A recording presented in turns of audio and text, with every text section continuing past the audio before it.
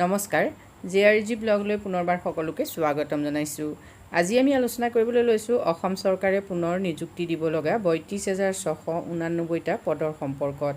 ইতিমধ্যে অসম চৰকাৰৰ তৰফৰ পৰা এই কথা ঘোষণা কৰা হৈছে যে অসম চৰকাৰে পুনৰ ৩২,৬89টা পদত নিযুক্তি দিব। এতিয়া এই নিযুক্তি দিব লগা পদসমূহ কি বিভাগৰ হয় আৰু নিযুক্তিৰ বাবে কেতিয়া বিজ্ঞাপন ঘোষণা কৰা হ'ব, লগতে আপোনালোকে নিযুক্তিৰ বাবে কেনেকৈ প্ৰস্তুতি চলাব সেই সম্পৰ্কে আজি ভিডিঅ'টোত আমি আলোচনা কৰিম। যিহেতু অসম চৰকাৰে যথেষ্ট সংখ্যক পদত ইতিমধ্যে নিবনুৱা যুৱক যুৱতীসকলক নিযুক্তি প্ৰদান কৰিছে আৰু এই নিযুক্তিয়ে বহুতো যুৱক যুৱতীৰ মনলৈ আশাৰ বতৰা কঢ়িয়াই আনিছে। কিন্তু যিসকলে ইতিমধ্যে এই নিযুক্তিৰ পৰা বঞ্চিত হৈছে তেওঁলোক যিহেতু হতাশ হৈছে, এতিয়া সেই হতাশগ্ৰস্ত যিসকল নিবনুৱা আছে তেওঁলোকৰ বাবে এইটো যিহেতু যথেষ্ট ভাল খবৰ যে চৰকাৰে পুনৰ ৩২,৬89টা পদত নিযুক্তি দিব। এতিয়া এই নিযুক্তি কি বিভাগত দিব, প্ৰথমতে আপোনালোকে চাওক। গৃহ বিভাগত নিযুক্তি দিব ৪,০৯৭টা পদত। স্বাস্থ্য আৰু পৰিয়াল কল্যাণত নিযুক্তি দিব ৫,১০৫টা পদত।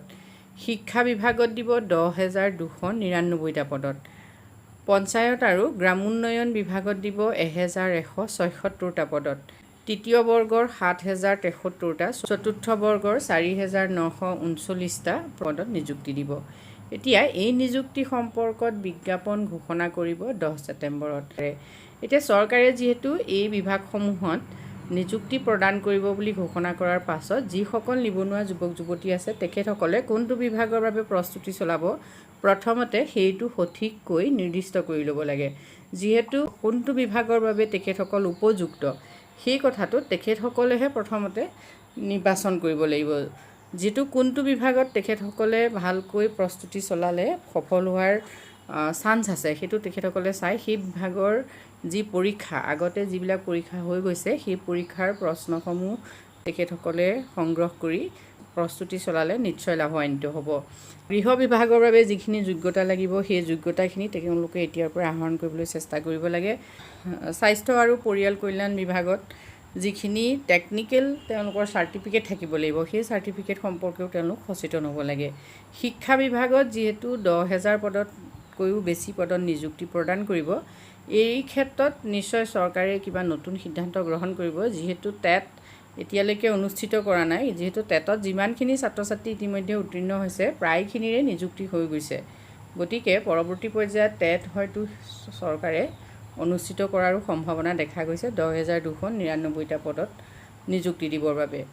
পঞ্চায়ত আৰু গ্ৰামোন্নয়ন বিভাগত যিখিনি পদ হ'ব সেই পদসমূহৰ বাবেও যুৱক যুৱতীসকলক কিছুমান স্কিল নিশ্চয় লাগিব। বিশেষকৈ এই সকলো পদৰ বাবে কিন্তু কম্পিউটাৰ স্কিলৰ যথেষ্ট প্ৰয়োজন হ'ব। গতিকে যিসকল যুৱক যুৱতীয়ে এই পদসমূহৰ বাবে আবেদন কৰাৰ কথা মনত পুহি ৰাখিছে তেওঁলোকে যদি এতিয়ালৈকে কম্পিউটাৰ চাৰ্টিফিকেট গোটোৱা নাই তেতিয়াহ'লে অতি সোনকালে কম্পিউটাৰ চাৰ্টিফিকেটখন গোটাবলৈ চেষ্টা কৰিব লাগে। যিহেতু ছেপ্টেম্বৰ মাহত বিজ্ঞাপন হ'ব, গতিকে যুৱক যুৱতীসকলে এতিয়াও যদি চেষ্টা কৰে কম্পিউটাৰ স্কিল তেওঁলোকে গোটাব পাৰে।